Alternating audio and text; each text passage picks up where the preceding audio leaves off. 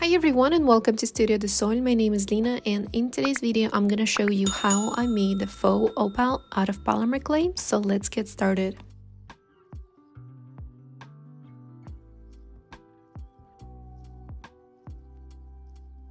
Here's what I'm gonna be using in today's video. These two different colors of Cernit Translucent clay. Then the main one is gonna be Sculpey Premo in a opal or opaline. Then I'm using some of the scraps that I have also mixed with the regular and translucent clay.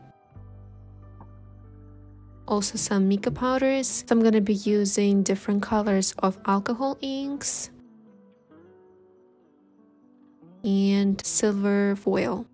This tutorial was inspired by the Meridian Handcraft. I found their blog on Pinterest and just got some ideas out of it. I'm gonna leave the link down below, so check it out.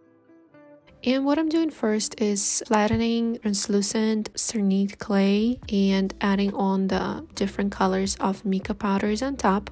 I'm also adding a little bit of the holographic nail powders. They didn't add much of the color, so I don't think it's that necessary.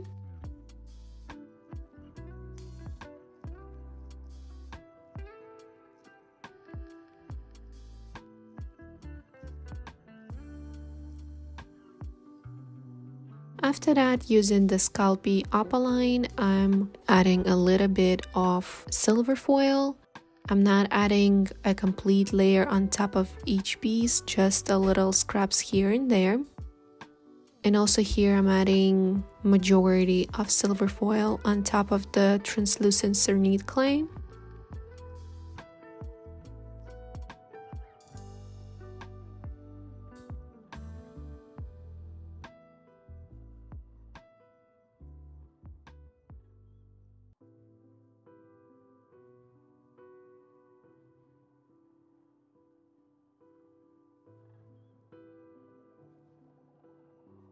Next stage is adding on the alcohol inks. For that, I'm covering my table.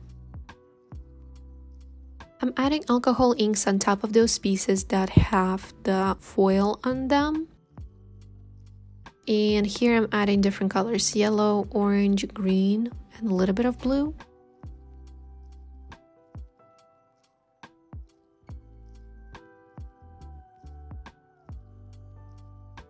And after that, I'm letting it dry. For me, it takes usually like 10-15 minutes. While I'm waiting for the inks to dry, I'm slicing and chopping those polymer clay scraps that I have from other tutorials. The blue one is semi-translucent. The white one has translucent and white clay, so I'm chopping those pieces into tiny parts. So I'm gonna be adding those in between the layers.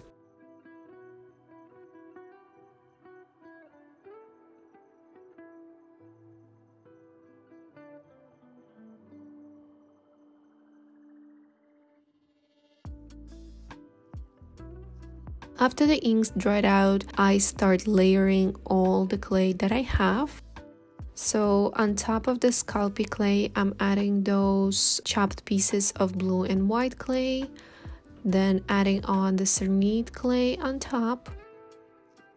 Again, adding a little bit of those chopped pieces, as well as I'm kind of like just ripping off some of that Cernit silver translucent ones. Then on top of that, I'm again adding the white translucent with the mica powder, some of those chopped pieces. Then another layer of the opaline, I'm sorry, I don't know if I'm saying that right. So basically each layer has to be a little bit different than the previous one. I'm again adding those chopped pieces just a little bit, covering up, adding a little bit of the shimmer translucent clay.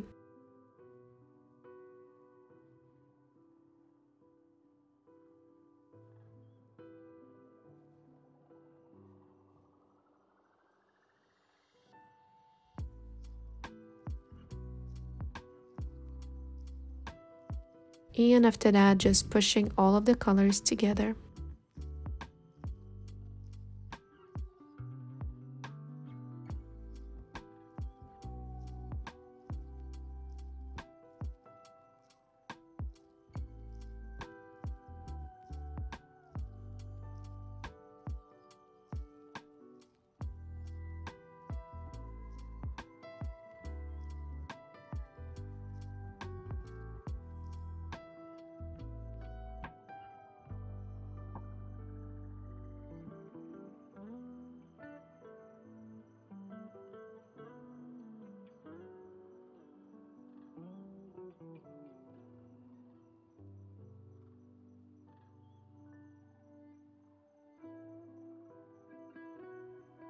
After that, I'm using this curvy blade just to kind of push and add on some patterns into the clay.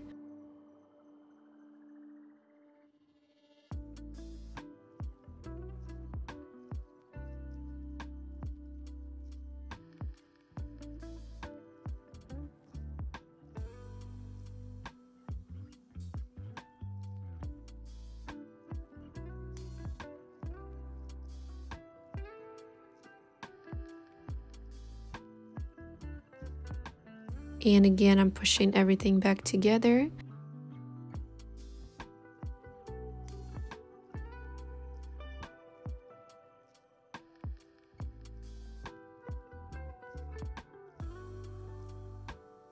Slicing this piece in half. This is how it looks so far on the inside.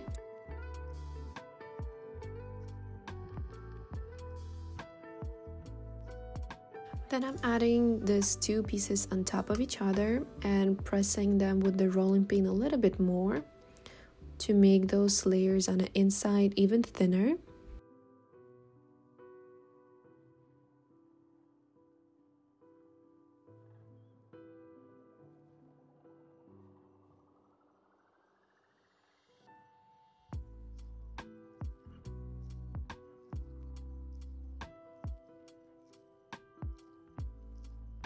Then here I'm preparing the base for the slice off pieces that I'm gonna be slicing off this main slab. I added the Mica powder, but little disclaimer, in the very end I didn't like those pieces that were added on top of the blue base. I'm also gonna be having just the clear base, and those pieces I like way better. So at this point I just recommend to use translucent clay as a base. And now using the flexible blades, I'm just slicing off different kind of in size of pieces from that slab that we were making.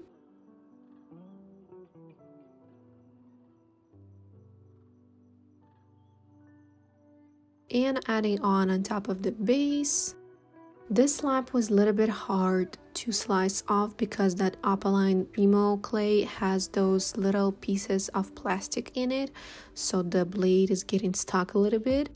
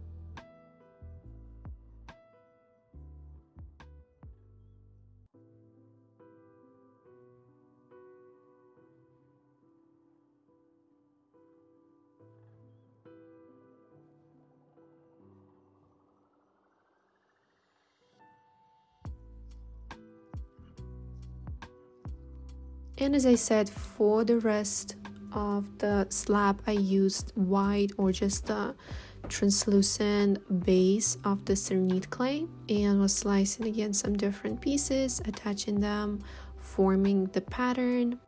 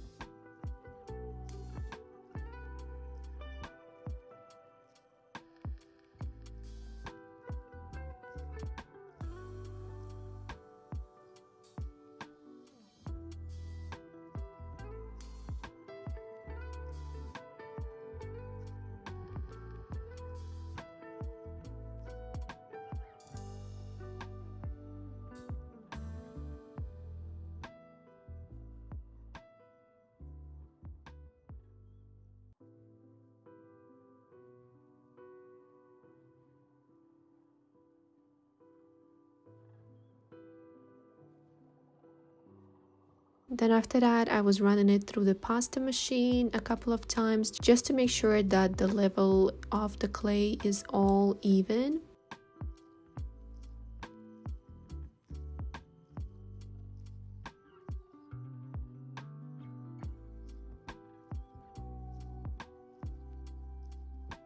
After that, I cut out some shapes.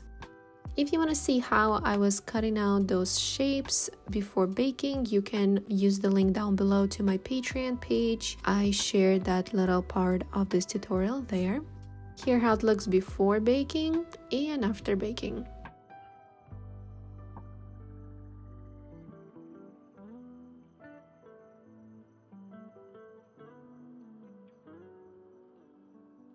After the baking, I am sanding and adding the holes to all of the details.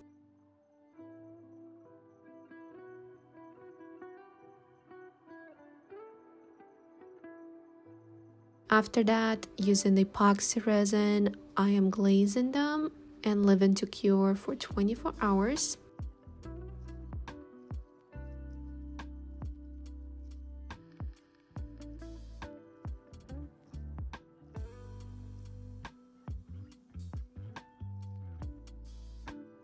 And here's how they look after. I really like those pieces that were on the translucent base. As you can see, they're more vibrant.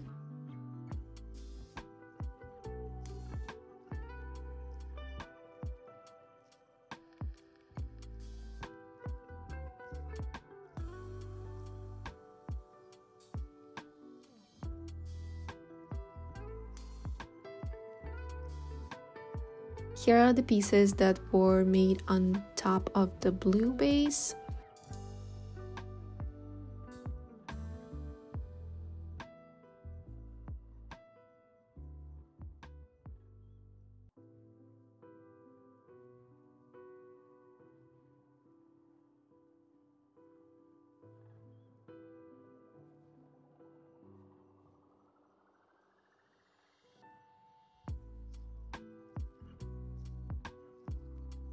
And here's the earrings that I made out of all of those shapes and pieces.